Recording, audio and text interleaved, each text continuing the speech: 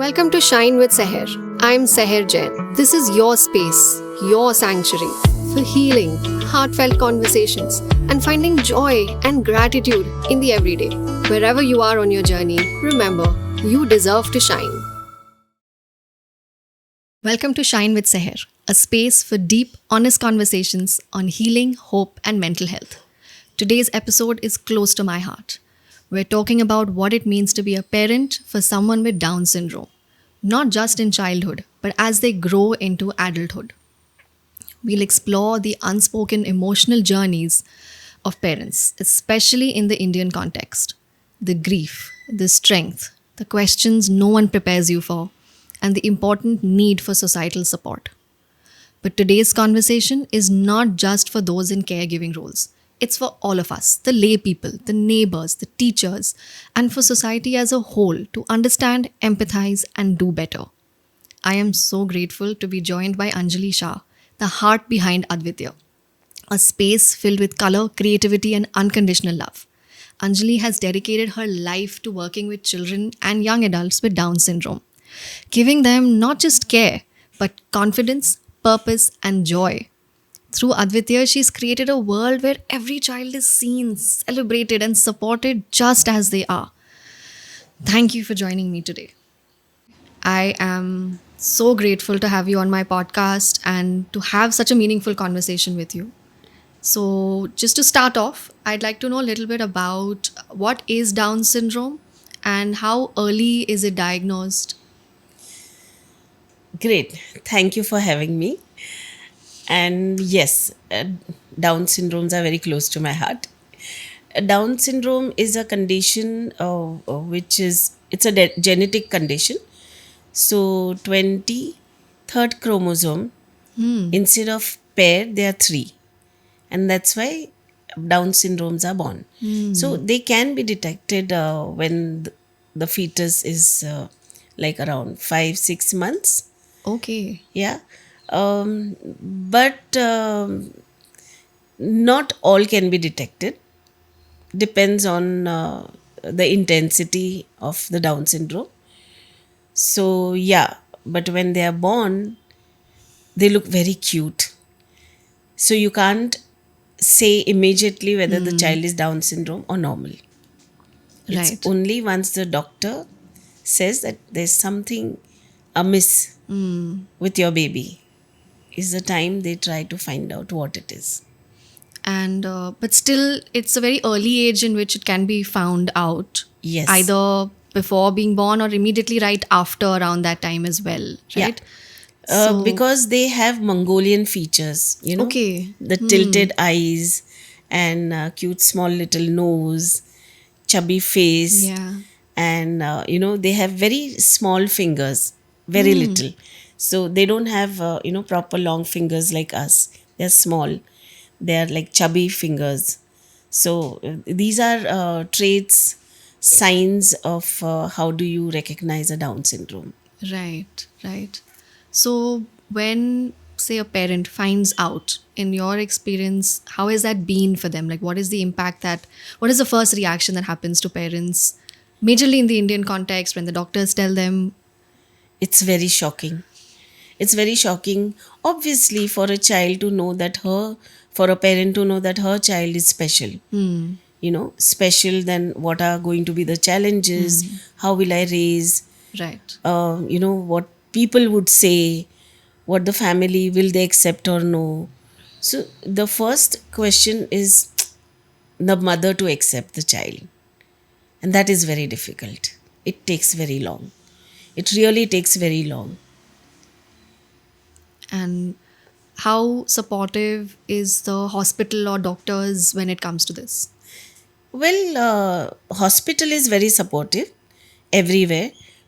It's a family, you know, because I know a lot of families where the extended family would say, like in laws or parents, whoever they are, that you have done something wrong. That's why the child is special. And they don't call them special, they feel ki it's a sharp. You've got this curse on us. It's very difficult for the mother, The mother goes through a hell. I can't put it in words, but what a mother goes through, I don't think anybody can understand that. Yeah. It's difficult, even the father doesn't accept it very easily. There are very few families, very few, one in thousands who will say that whatever it is, we accept the child the way it is. And then you see the growth in that child. It's amazing. You mentioned the father. That was something I was going to ask you about, in fact, that in your experience, do you see that dynamic between husband and wife changing because of a special needs child? Yes, absolutely. Uh, Fathers don't accept that easily, their special child. Yeah, and that connection is not there between the child and father. But quite a few families, because see, when this Down syndrome is born, they are very cute looking, they're like dolls. So in the beginning, everything is very goody goody, everybody loves them. But as the child starts growing, milestones are all delayed. And when the milestones are delayed, nobody likes to work hard on it. कि normal बच्चा नहीं है. जो बच्चा 1 साल में चलना सीखता है, वो बच्चा आज 3 4 5 साल के बाद चलना सीखता है. सो nobody has time to work behind this child. The world is also Yeah. so busy. It's all are running. Now to run after this child, only mother has the time. So in fathers, long term, it affects the relationship. And I know of so many families where they've gone into divorce just because they have a special child in the family and the mother is to be blamed. Sadly.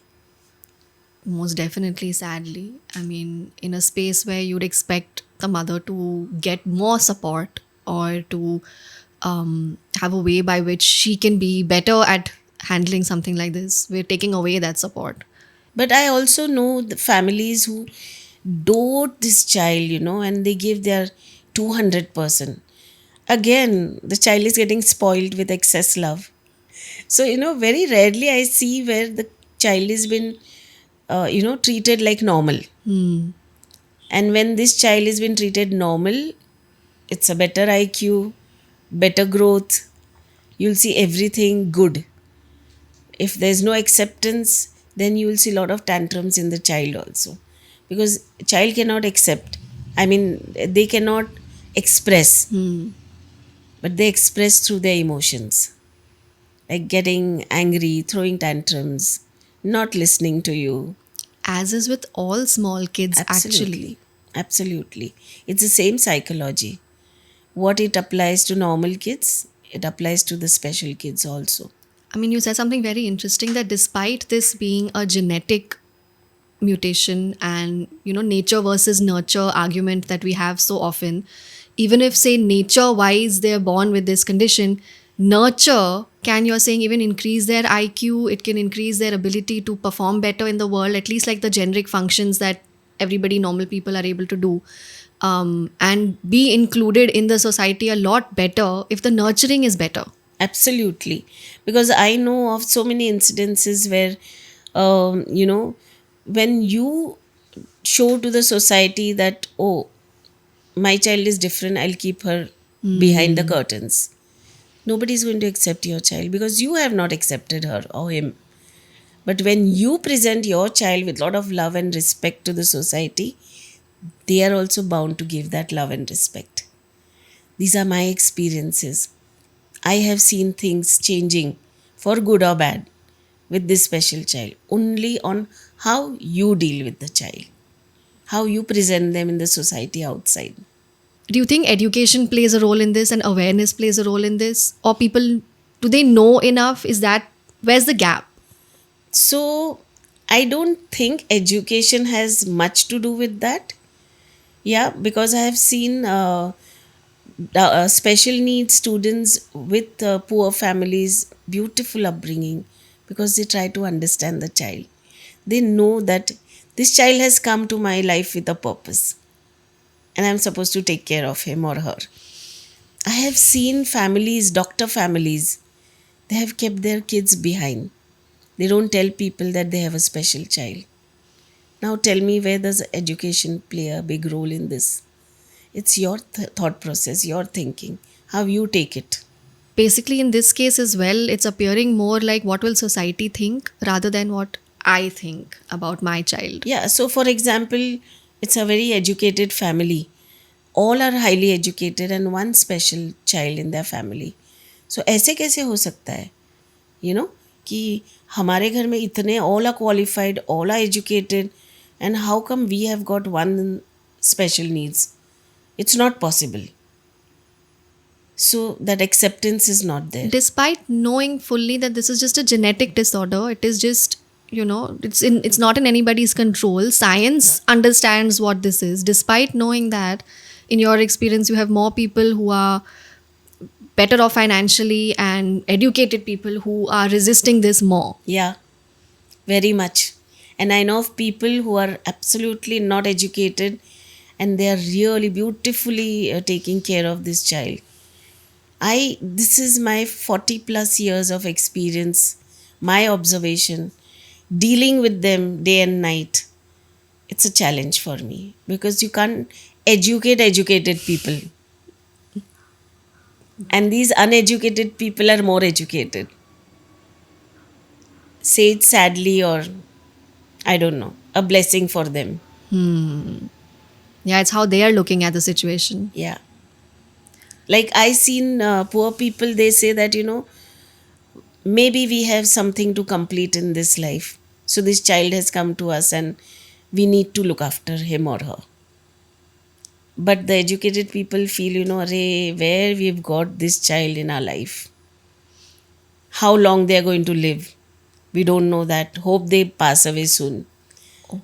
I have heard with my own ears people conversing these kind of things with me personally, and I don't know what to say. Still, I try my best. But people who have shut their minds towards them, you can't help it. If we were to maybe understand the psychological aspect of this, especially when it comes to the parents and immediate family, what are the most common psychological or mental struggles that they go through from the time that they find out that their child is of special needs and as they are growing into adulthood? So, the biggest challenge is their upbringing because all the milestones are delayed. So, the mother has to put too much of extra strength in raising this child in every form, physically, mentally, morally. Because, as I said, there's a lot of, they don't get that support from the immediate family. That is one challenge. And of course, I'm not talking of everyone, but quite a few. They don't get that support. And how much a mother can just keep on fighting. Yeah. Even she needs some inspiration from somewhere, some encouragement.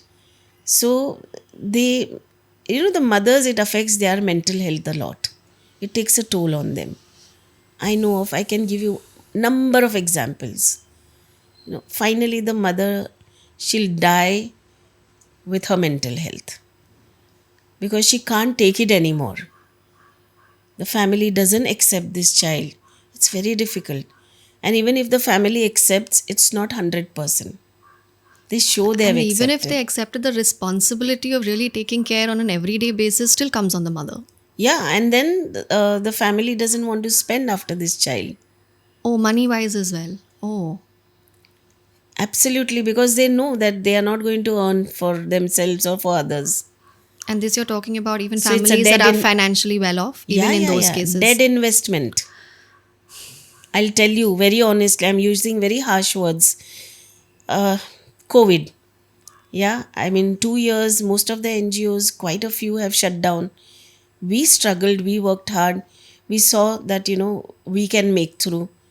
We had 32 students, 12 left during COVID because we used to do a lot of online work. Whenever government would give little leeway of, that you can start working in offices, us being a vocational training center, I would immediately start working. So, like from 2 years, 1.5 years, we have worked physically. 12 students left, all from rolling rich, very well to do, affluent, educated families because they don't want to pay the fees. With so much of great difficulty, we got them out of their condition and they were happily occupied, and now they are still worse now at sitting idle at home. All are sitting idle. Nobody's doing anything. They're not been sent to any other place. I feel very sorry for this. See, I'm not here to make money. I want to make a difference. And they're all sitting idle. I call them once in a way and they say, no, no, they're very happy at home. Tell me who can be happy at home? Just sitting by themselves, doing nothing. Nobody to take them out, nobody to entertain them. They don't get that opportunity of switching on the TV and seeing what they want to see. They have to see what others are watching. So And it's slowly, very slowly, sad. mentally, that Of must course, be, sort of putting them down as well and they making the get condition worse also, they get right? into depression. They have a lot of disorders, behavior disorders. They start screaming, shouting. The house is not at peace. And I keep on telling them, please send once in a week, twice a week. They don't want to spend behind them, because to send they have to also organize for their pick up and drop. Everything is money, and they have a lot of money, but they don't want to spend. That's the saddest part. I mean, from what you're saying, it literally starts off with like guilt that the mother might be feeling in the initial few weeks or months after finding out that, the child is special needs, because the family members tend to blame, or, they just want to take it out in some way because they don't know how to approach So it. mother also starts thinking, I must have done something wrong in my life that I've got this child, because that's been induced in her mind. A young mother, her mind can get poisoned immediately. That yes, it's my fault. As it is, motherhood is hard for the first few months and years when you're, It's a looking second after birth. a really, yeah, when you're looking after like a newborn, and even mothers with absolutely normal kids, if they don't have support from the family, if they don't have support from the husband, it gets very difficult and very Yeah, challenging mentally. You have depression, you have, experiences of disconnection with the child. Adding to that, a condition like this, which requires like 200%, and it's all new for the mother as well, right? absolutely. Even if you go to school, special school, you'll see only mothers coming there. You'll never see, very few fathers come. I'm not saying fathers don't come at all. They're very few. We are busy with our work. But go to a normal school, you'll see both the parents coming for the meetings and all. Yeah. That's true. But here you won't find that. Very sad. India is still struggling working with this special sector, especially Down syndromes. They're the cutest. I'll tell you, they give you unconditional love. I always feel, wish I had one child who would be special. I would have really taken such good care of that child. But yeah, so finally, I adopted a girl 10 years back from a government home. And she comes from a very small village in Maharashtra district.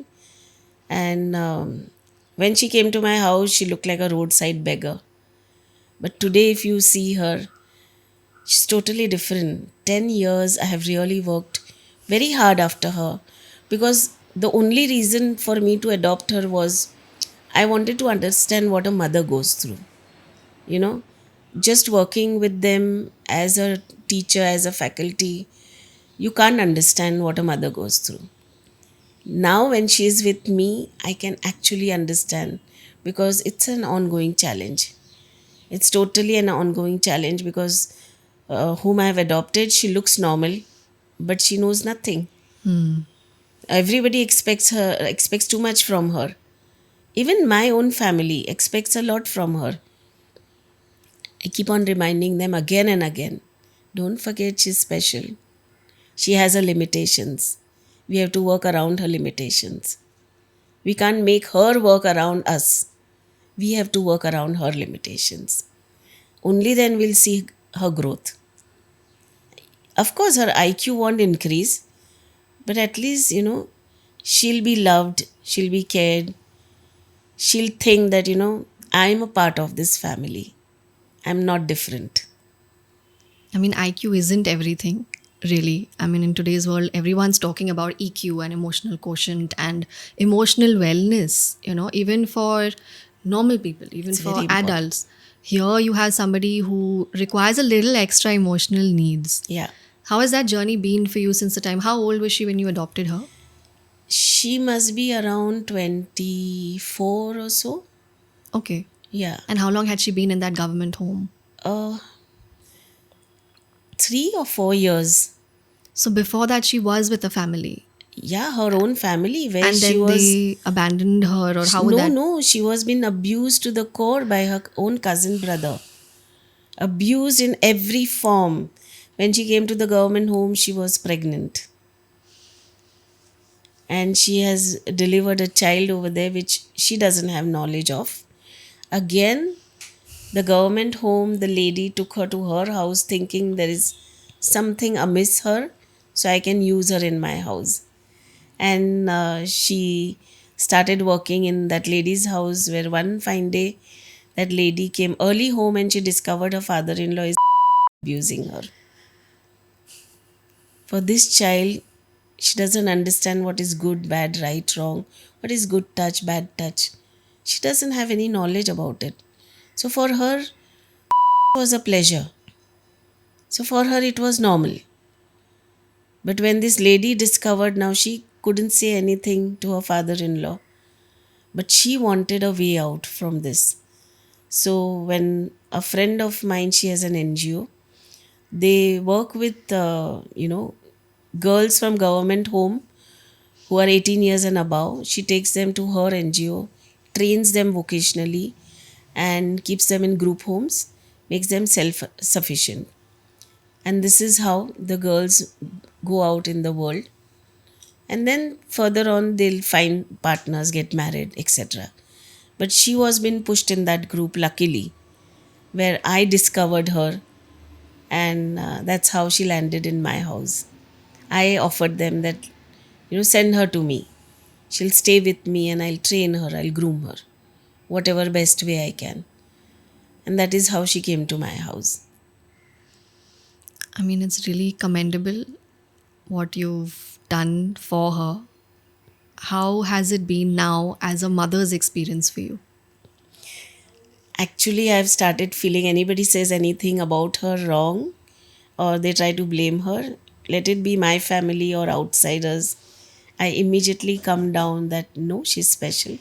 We've been talking a little bit about the social stigma Hmm. that parents go through, especially in the Indian society, leading to the impact that it has on the family and the reaction of the family and the extended family, right? Um, what happens to these parents, or what changes as they grow older as well? Like, what kind of challenges? How is that different? So, as you know, when the kids are growing older, parents are growing older too. Now they are tired and exhausted taking care of this child right from the birth. I can understand that. So, understanding that part is where Advitya came into existence, because there were so many students who were sitting idle at home. Not all students get absorbed by any workshops.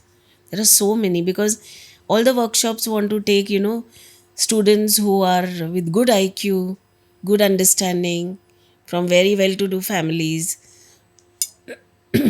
So this is where, I thought, I want to start something for these students who are sitting idle at home, who are, getting into depression, due to which they have major behavior disorders. And who's suffering in the bargain? The mothers who are taking care of them. So, and a lot of mothers are single parent, either widowed or divorcee or separation. These are the only three things that happens to mothers. And that is where I started. It was a challenging work, like starting with them from ABC. But using art therapies of color and music really helped me so much. And I believe a lot in socializing. I'm people's person. So, you were telling us about Advitya and how that came up for you. Yeah. So I started taking in these kind of students, and they were sitting at home for years together. So imagine the depression and the behavior problem they have developed. It was very challenging because I had problems every day handling them over here. What is the age group that you started taking? 18 years and above, because mine was a vocational training center. So 18 years and above is our age group. But I started getting students who were like 30, 40, the older age. See, in vocational training centers all over Mumbai, they prefer taking younger students. Then there is productivity. Yeah. Older one nobody takes. Because see, like we start aging from 65 plus, they start aging with 45 plus. 20 years before Okay. us. So you see their deterioration from 45 onwards. And what is usually a average lifespan if suppose the child is healthy and if the environment is also conducive? One of my students right now is 80. Oh, But he's at home because he had a hip fracture and he cannot walk much. But he's 80. I have one more Down syndrome, he's 67. Yeah, and we don't know how long he'll go on. But yeah, previously it used to be like not more than 40, 45. But now I've seen lot of old students with special needs. Let it be Down syndrome, autism, brain damage, epileptic. I've seen them very old. so is it a medical advancement or do you think it's like an environment and nurturing thing that's changed? Honestly, nobody knows about it. Hmm. But what we know is their lifespan has increased a lot. With normal people, it's decreasing. So my prayers to always for all the mothers that their child should go before them. Because what a mother can look after, nobody can take care of this child. What does happen in your experience if, say, the parents pass away or at least the mother is not available to look after the child like this? So one in thousands, I would say, siblings really care and they look after them more than the mother. Yeah, but most of them, see, you can't blame siblings also because they too have their own priorities. They can't shut down their life for this child, right? They too have, they get married, they have kids, they have their restrictions. So the child definitely suffers emotionally and mentally. If the child has behavior problem, the siblings, kids pick up their problems. If he throws tantrums, they will also throw the same type of tantrums. It's they do what they see. That's why siblings are very skeptical in taking care of them. So they always look for some residential facilities for them. Of course, some siblings really, really look after them. I don't deny. Not all are same. But I've seen a lot of them not really caring. Even if parents have left a lot of money behind saying this money has to be used only for them. But they're not willing to spend behind them. I know of so many cases I have dealt with. Siblings are not willing to sign on those FDs. They're not ready to release that money for their betterment. And money What do is you do? there, money is Money is there, there, yeah. resources are there. Yeah. That's why I'm saying the child should go before the mother goes. Because nobody can look after them like the mother does. I know of so many cases in my own institute where parents had inherited lot of money for this child, telling their kids that you are supposed to look after them.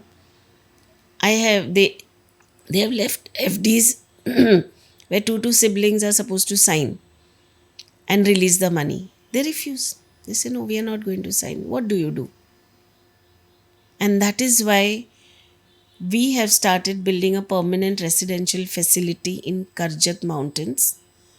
It will take another year and a half to complete, where these students can come and stay there till their last breath. With lot of love, care, and all social activities, lot of socializing, because I'm going to have college interns also coming, staying there in house and working with them. So yeah, and they'll have all kind of therapies happening. I am just looking forward for this home to come up very soon. In your opinion, and years of experience, how important is for parents and especially mothers to seek out therapy and seek out mental health support? Very much. Because when mothers are young, they don't know how to go about. That is where the therapists come into picture. And therapies are must because they all have delayed milestones. So once you start going to therapists, start taking their help, things start moving, and there you see hopes. Yeah. But if you're sitting at home doing nothing for them, how do you see hope over there? Yeah, even mothers break down. So when you go to therapists, there's a lot positive that's happening. And I think every parent should take help of therapist. It's very, very important because that is the developing age. After 25, 30, even therapists cannot help you because they've grown up. Hmm. Now that rigidity is come, now they will not change. Hmm. So that is a young age when you can really mold them. Right. You can make difference to them. And what would you say to, say, a mother who's just discovered or is in the throes of, raising a child with Down syndrome, and she is feeling guilty to take time out for herself and, seek therapy for herself as well? She needs to go to a counselor. She needs to go to a counselor. See, there are also a lot of groups all over coming up for Down syndrome parents. So it is called PODS, Parents of Down Syndrome. Okay. Yeah, and these groups also try to help each other in a big way. Of course, every coin has two sides, plus and minus. There are politics also, and there are help also. So you take help. You should take a lot of inspiration from these other mothers. Help yourself with your child because not all the time doctors are going to help you. Doctors will help you with therapies, Hmm. but your mental support, your moral support comes from here, from other mothers. Yeah, Right. there are other mothers who are very motivational, very inspirational. So you can take help from them. You should go and join such groups, which is very important because they do a lot of activities with the kids too. Hmm. So they keep them occupied, and meeting and greeting each other also helps a lot. It doesn't feel so isolating and Yes. overwhelming then, You then. know that, it's not just you. There are Hmm. so many of them, and there's nothing wrong in it. It's fine. That's one big thing that you've just said here. Yeah. And I think that goes for not just the mothers. In fact, that message is more for the rest of the family, that there's nothing wrong that's happened. Yeah. It's fine. And it's just one way of dealing with life. Yeah. I travel a lot abroad, and I've always seen, when you go to other countries, these special needs or Down syndromes are treated like a normal person. So you see them walking, talking, behaving like a normal person. You won't see them as a special child. My observation. But in India, very sadly, either they are neglected or they're over pampered. Hmm. Very, very rarely you will see a Down syndrome who's been treated like a normal person. And is that just comparing it to abroad? Is it just government facilities and all? That also? Yeah, yeah, yeah. It matters a lot. What is available there that isn't available here? So there's a lot of education for the parents when the child is born special. They are been given a lot of counseling, a lot of education, how to raise this child, the upbringing, how you have to behave, how the society will behave with you, and how do you react to that. In India, there's nothing of these kinds, Because the very challenge sadly. is the same, right? The guilt the mother Absolutely. feels initially and the overwhelm she must be feeling, that's the same with any community, Yeah, any country. yeah. But there, the counseling is very different. They make you feel it's okay. If the child is special, it's okay, perfectly fine. You can still raise the child like a normal person. Hmm. But in India, they make you feel so guilty that you yourself get into that trap of why me. Hmm. So you never come out of it. Till date, even old mothers, because my students are very old, their mothers are very old. So whoever has their mothers now, they always say, Anjali, what to do? Why me? Why only I only had to have this child? So still at this age also they have a guilt. After raising a child for 30, 40 years. 40, 50 years, they still have this guilt. What do? You can't change now at this age. You can't get them out of that guilt because the guilt is set in them. What, according to you, will help? Like at an earlier stage, talking how to Yeah. facilitate a counseling like that in India. What would that So, look like if we were to do that here? early stage counseling is very, very important. The moment you discover that you have given birth to a special need child, it can be Down syndrome or any other. Counseling is very, very, very important. And not just counseling as in counseling, you should have lot of examples to give them. It's not just that, no, you should not behave like this, you should not think this. That is not how you talk. It's like, salla dena. Hmm. Salla is different from talking practically with people. Like today, if people come to me, I have a lot of examples. When you give examples, then there is some inspiration coming. And it's more practical, right? Action steps is what you're able to give Yeah. them, not just emotional support. Yes, important, but what you're suggesting is there should be a more comprehensive program with practical steps that Yeah. say this is the challenge you might face at this age, this is the challenge you'll face at this age, and then this is how you can approach that. These Yeah. are the facilities that are available for you, these are the support groups that are available for you. Yeah. So all of that put together will form a program that will finally help parents and caregivers of children with Absolutely. special needs. Yeah. How far away are we from that in India? Very far.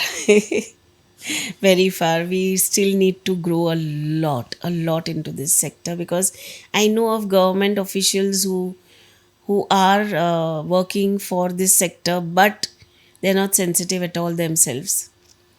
You know what? I have heard one official saying, अरे क्या government ऐसे लोगों के लिए पैसा बर्बाद करती है पता नहीं है. And they are into the sector. Can you imagine? पैसा बर्बाद करती है इन लोगों के लिए. इनको तो जाना ही है एक दिन, तो क्यों फालतू में पैसा उनके लिए इतना इतना रखती है government. The money doesn't even reach them. So I didn't get registered with the government. I formed my own trust because I wanted to deal with my students, my parents, what I feel I could do better. Then get into government business, and then you can't have this, you can't do this, you can't do that. There are more of don'ts than do's. I have more of do's than don'ts. Is there any financial aid at all available for parents that are raising children with special needs? Any There are policies, anything at all?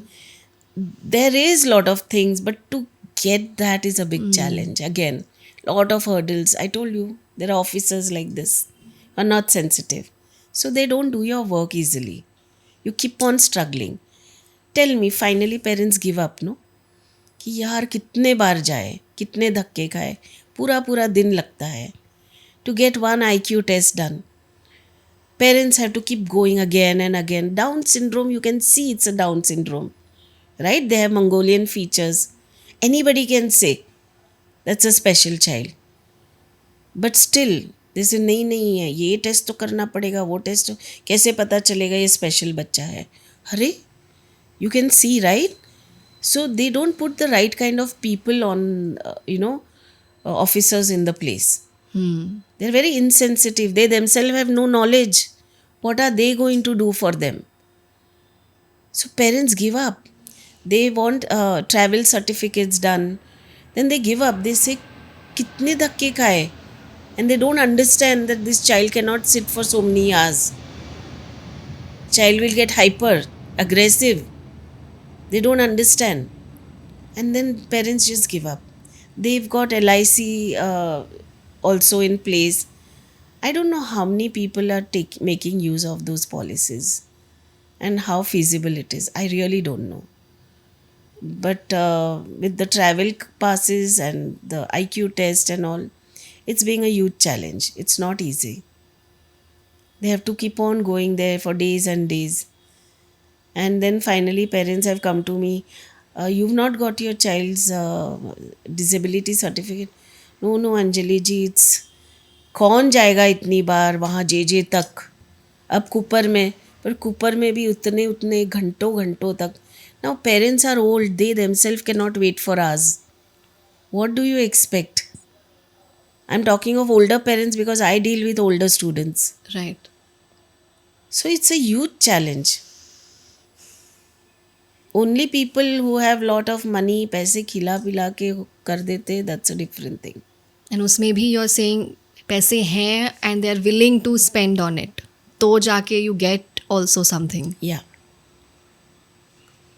So it can be incredibly challenging for a caregiver or a parent to right from when they discover that the child is with special needs to immediate family and lack of support there.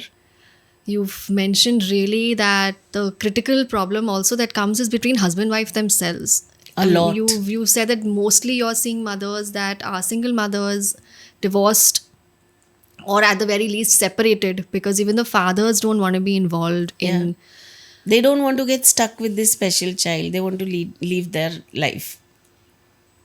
What kind What about the mother? What kind of education, or at which level can we really provide that kind of education and support to make that difference? So, this education should start from our school level. Awareness. Yeah. Till when, as young kids, we don't get this awareness, we can't deal with it in our later age. You're right. Actually, growing up, I don't think in school we studied about At all. what these psychological disorders are till such time as I took psychology as further studies. Yeah. Schooling years, we weren't sensitized to anything like this. Now also they have inclusions, but again inclusion is there, but how many other students are really accepting them? Not all.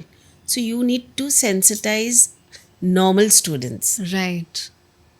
Yeah. And how can we do that at a school level? So there has to be one subject you can utilize, like psychology from school level. It's very, very important because anywhere and everywhere psychology has been used, isn't it? Absolutely. Yeah. So in that subject they should introduce special needs,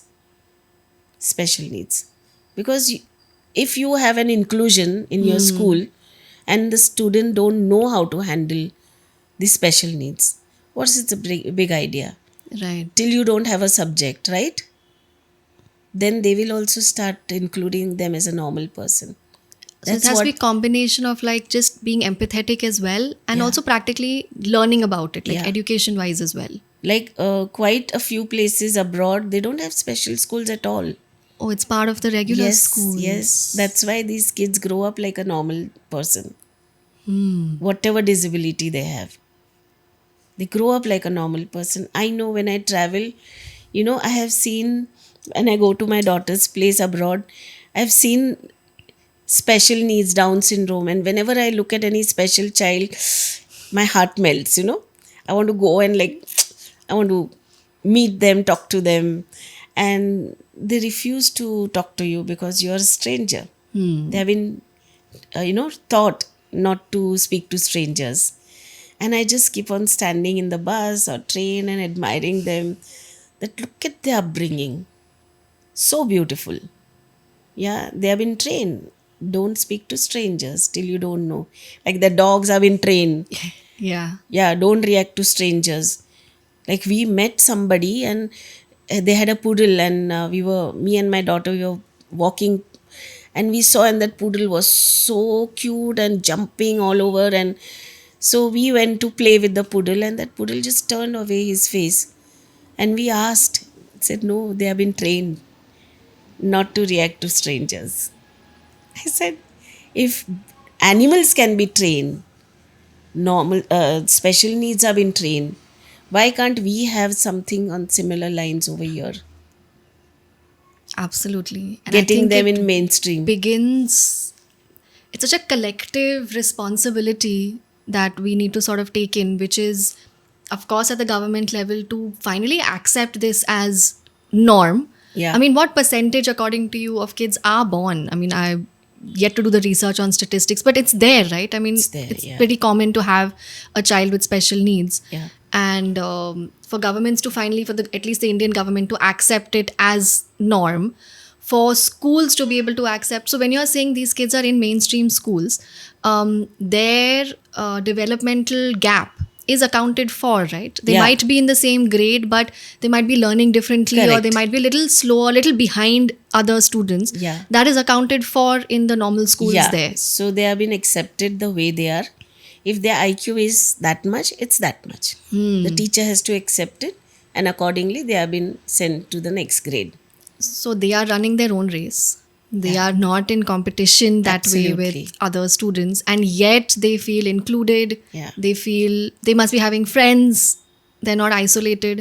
I remember one boy, I was on a station abroad, and this boy had come with a backpack, one little backpack in front, one big behind, and the mother was there, and she was making him understand, like go properly, travel well. And after the train came, he mother wished him goodbye. They hugged each other, kissed, and he went into the train. On his own. Yeah, so beautifully. And this is what I say, why can't we train our kids? Okay, you don't send them to travel alone, but at least in house, treat them normal. Don't treat them special. Everybody, either they treat them with excess love and they're spoiled, or they totally I mean, they disown, kind of a thing, In both ways, you're sort of highlighting the disability. very sadly. Even when you're over pampering a child Yeah, like that, you're making them more unable to do basic functions because you're doing it absolutely. for them. Yeah, yeah, Even yeah. that can be They are not damaging. allowed to, tell them to fold the clothes, put things in place. Why can't you do that? Make their own bed. You do everything for them. And then you show that, oh, we love them a lot. You've spoiled that child's future. The future Yeah. you have spoiled. How long you are going to do for it, that child? You will be gone one fine day. Will your extended family do it for him or her? No. So, according to you, if the upbringing is such, someone with Down syndrome can live independently, happily, even if they have, say, suppose vocational training, so even be able to earn for themselves decently. Yeah, why not? I know of one boy, a Parsi boy, who came to me, good IQ, and then he got a job at one of the Fun Republic. I think so. It's McDonald's, and so happily till date he's there. It's been what, 13, 14 years, and he's a total entertainer. Everybody has accepted him the way he is This is in India you're talking about, in Bombay. in Bombay. And he was my student, and he was been picked up by one of the Fun Republic restaurants. He's still working there, and I feel very proud of it because people over there have accepted him. See what happens, a lot of schools send their students to work at hotels, Hmm. Of course. back end job, laundry, and all these things. The CSR group has this thing that we can hire them. The main person is sensitive, but that main person is not there all the time, right? It's the people who are working below them are the ones. So you need to sensitize them, you need to educate them. These kids, at any given point, they're going to be slow. The work that you will do in 5 minutes, they'll take 15 minutes. So you need to have that patience. People don't have that patience. Secondly, they have their own mood swings. They may do, they may not do. You have to learn to accept that. You are not able to accept that. Within a month's time, all the kids come back. I used to work in a school, and 12 or 13 students were been asked to join JW Marriott, back end job, laundry and all. Within a month's time, each and every child, one after the other, came back. No patience with the staff. So it doesn't work. You need to train. You need to, and where this training, it should start from school. That's what exactly I'm saying. Again, when a Down syndrome is born in the family, the siblings should be sensitized. that he or she is your brother with some challenges. It's okay. We need to help them and guide them. You need to sensitize your own other kids that they don't do. I've seen of so many siblings just disowning this child. And as they grow older, it must be getting Still more worst. challenging Yeah, for the siblings. And as you mentioned, as the parents also grow older, this gap of being sensitive sort of becomes, because there's so many more challenges that come into the picture, yeah, that this sort of takes a back seat maybe. totally. And what is the maximum impact you've seen? What is in terms of like the stories that you've experienced? And Recently, I have one student who is 66, Down syndrome. His father passed away all of a sudden, rolling rich. And sister had no choice but take him to her place. She's a doctor. The whole family is very well educated. She just keeps on complaining to me every time. And this Down syndrome is a fantastic IQ. He talks like a normal person. But she has an issue with him. He doesn't have issues with her. She has an issue. But she has to take care of him because father has left a will. And till she doesn't look after him till his last breath, you know, she will not get from the will anything. So she keeps on saying, Anjali, when I'm tired of this boy, I'm fed up. She's saying, my maid, one day he was sleeping till late. So maid went to wake him. And the maid is somewhere around 65, 70. So he just made an ishara, come and you come here. She thought you come and sleep with me. So she beat him so much. And this lady is telling me, who's a doctor, that today morning only my maid thrashed him a lot. How can you allow your maid do that?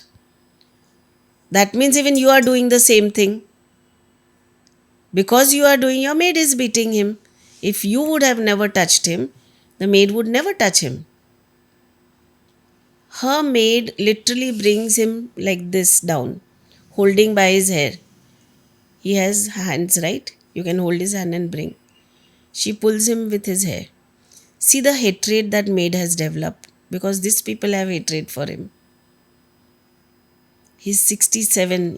1 year back, doctors told her, please get his cataract done. Both eyes. You know what she's telling me a few months back? I said, you didn't get his cataract done? No, no, my doctor said that he doesn't have much time to live. She's waiting for him to die.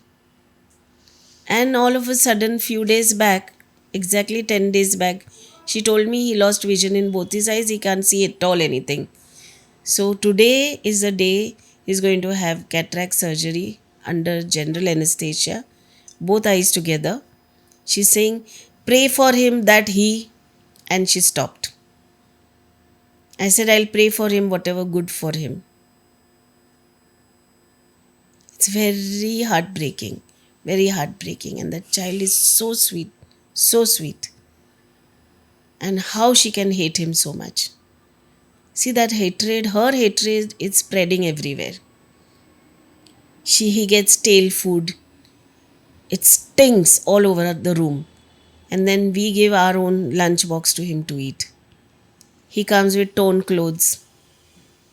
He comes with bruises all over his face and neck. Nails all over. So she doesn't believe. So now we have started clicking pictures and sending her. Taking videos and sending her. Then she keeps quiet. Yani they do things and they put blame on us. Imagine what the child is going through. And now he's got dementia at peak. So she says, I'm so fed up of him. Why doesn't he die? I don't know what to say.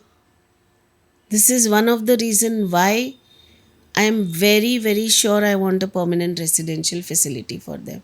At least this child will be at peace. And she says, once you set up your home, I want to admit him over there. I'll be the happiest person. Because at least I can give him a lot of love and care. And that's all that needs to be given, love and care. Absolutely. Because they don't expect anything from you. They give you unconditional love. For them, love is the only thing they have to give you. And you'd love your own child, no? You'd love your own parent, even if they were going through a challenge. You'd love your own siblings if they were going through any kind of challenge, right? Why is this any different? I really can't understand such people, and you can't change them. The worst thing is you can't put anything in their mind. I know of one child, her mother passed away when she was very young.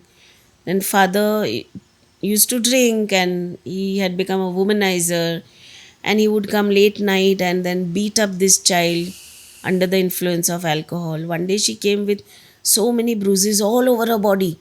We lifted her top and we could see all pinch marks all over her thighs, her arms, her this part, everywhere were like pinch marks.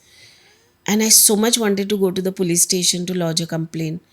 Then I calmed down. I thought to myself, this child will be put in a government home, which is a worst nightmare. And she will never come back to us. Then what's the idea of going to the police station?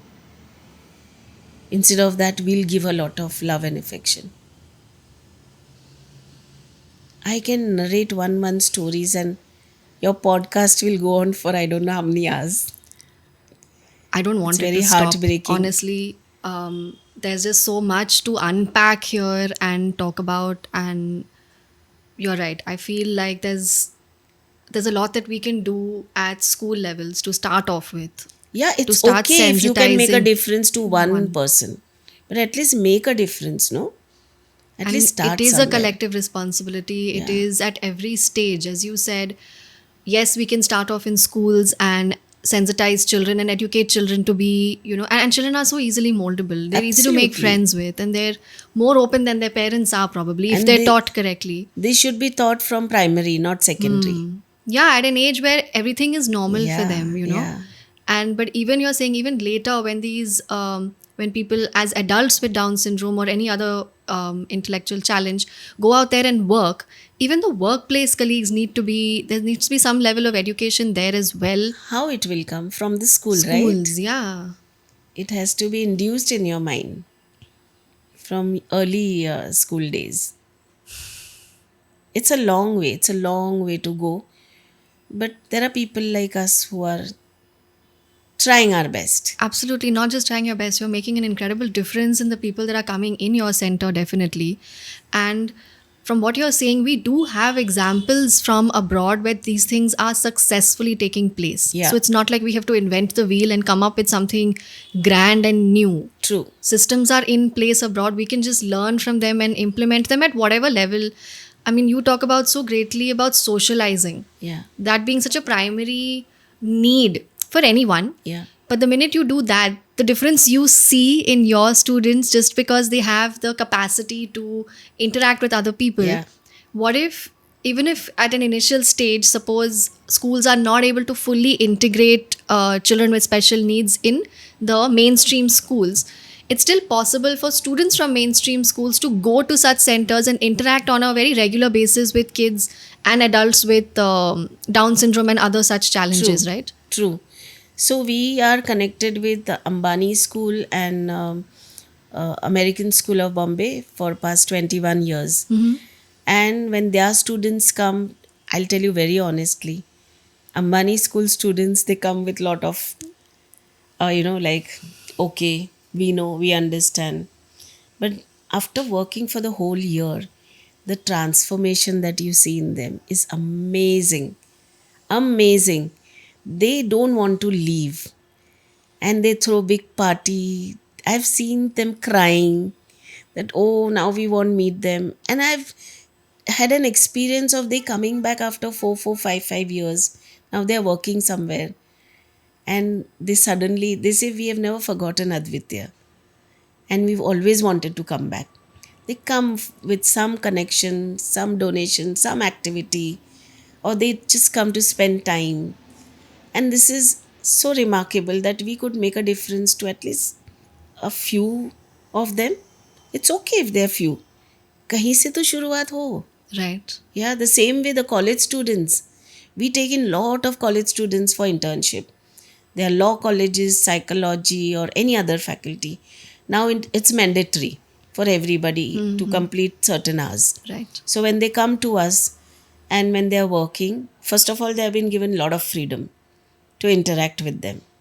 Yeah, we just tell them don't ask anything personal, otherwise you just have fun with them. And I want them to interact. Lot of हंसना, खेलना. अगर वो हा हा ही ना हो तो what's the great idea, you know? You should be yourself. So the freedom when they get, they are totally different. That is what I call socializing. Yeah. Go down to that level. It's okay. Masti karo. Shor sharaba karo. And I have games for them like tug of war and like we have some ball game. We've got some balloon games. It's so much. It's one mad house. You have to come and see that. 2 to 5 is one mad house. 11 to 1 is where we are working. 2 to 5 is one madhouse. We do cold cooking and we do nastiest things over there. We celebrate all festivals. We don't give any holidays on any festivals except for Diwali 10 days. We celebrate each and every festival. And right from Holi, we have Atharva Engineering College. 40-50 students come to play Holi. And they all play with organic color. Then they clean their colors, then they come inside and we have disco lights all over. So we switch on all those lights and they have a blast dancing. It's so much fun. When will they get to live this kind of life? Tell me, who's going to take them for disco? Who's going to take them for any festival, specially only for them? No one. So here they get to live their life. I give 10 days holiday in Diwali, you won't believe. A day before, I tell them everybody has to be good at home. Don't trouble anybody at home. And their faces are long, sad. They literally ask me, why holiday? I want to come. Because Advitya has become their first home. Where they know they are being loved, they are being cared. They live the way they want to. There are no restrictions. That's why in my place you don't see students. Everywhere you will see students doing that. That's like a Because they have been release, stopped. right? That's a whole. So they have been stopped. No, not to do. अभी किसी चीज़ के लिए आप ना बोलो what is the impact, ना क्यों बोल रहे मैं और करूँगा या और करूँगी. हमारे यहाँ they don't get an opportunity to think of it.